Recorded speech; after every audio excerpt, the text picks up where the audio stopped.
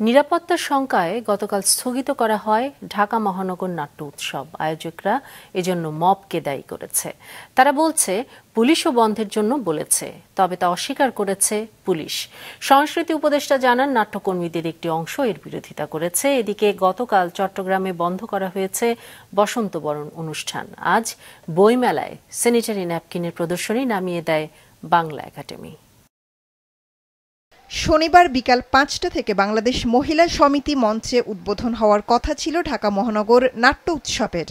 উদ্বোধনী দিনে সন্ধ্যায় মঞ্চস্থ হওয়ার কথা ছিল মুক্তিযুদ্ধ ভিত্তিক নাটক পায়ের আওয়াজ পাওয়া যায়। ৩ পর্বের উৎসবে ৮৫টি নাট্যদল অংশগ্রহণ করবে বলে জানিয়েছিল উৎসব আয়োজকরা। অথচ নিরাপত্তার শঙ্কায় স্থগিত করা হয় উৎসবটি। শনিবার এক বিশেষ ঘোষণায় মহানগর নাট্য পর্ষদের পক্ষ থেকে জানানো হয়, বিশেষ একটি মব দ্বারা মহিলা সমিতির দায়িত্বপ্রাপ্ত কর্মকর্তাদের উৎসব বন্ধ করতে নানা হুমকি দেওয়ায় মহিলা সমিতি ও সার্বিক নিরাপত্তা বিবেচনায় তারা উৎসব বন্ধ করতে বাধ্য হয়েছেন।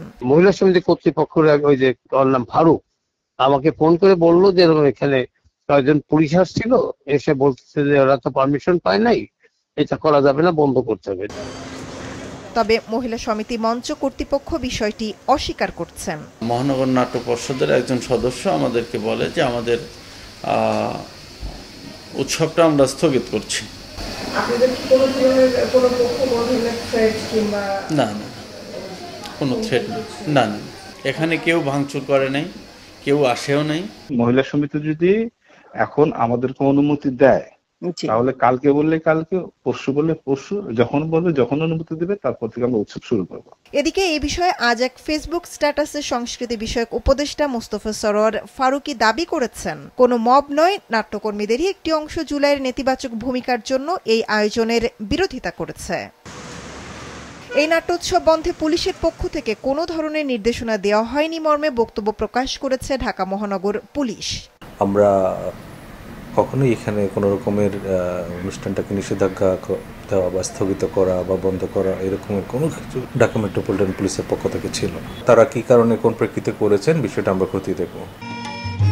এদিকে গতকাল চট্টগ্রাম নগরীর সিআরবির শিরিষতলায় প্রমা আবৃত্তি সংগঠনের বসন্ত বরণ অনুষ্ঠানটি শুরু হয়েও মাঝপথে বন্ধ হয়ে যায় রেলওয়ে কর্তৃপক্ষের হস্তক্ষেপে। কি কারণে বন্ধ হলো সেটি জানাতে পারেনি আয়োজকরা। বিকেলের অধিবেশনটা ছিল ৩টা থেকে সন্ধ্যা ৭টা পর্যন্ত, কিন্তু ২টার দিকেই রেলওয়ে কর্তৃপক্ষ জানালো ওরা যে অনুমতিটা দিয়েছিল সেই অনুমতিটা ওরা বাতিল করেছে। আজ ২১শে বইমেলায় স্যানিটারি ন্যাপকিনের একটি প্রদর্শন বাংলা একাডেমি কর্তৃপক্ষ বন্ধ করে দিয়েছে। এর আগে ভালোবাসা দিবস উপলক্ষে টাঙ্গাইলে ফুল বিক্রি করার অপরাধে একটি দোকান ভাঙচুর করা হয়। এরপর একটি বেনামি চিঠি দেখে সেখানে ঘুড়ি উৎসব বন্ধ হয়ে যায়। মৌমিতা জান্নাত, মাছরাঙা সংবাদ, ঢাকা।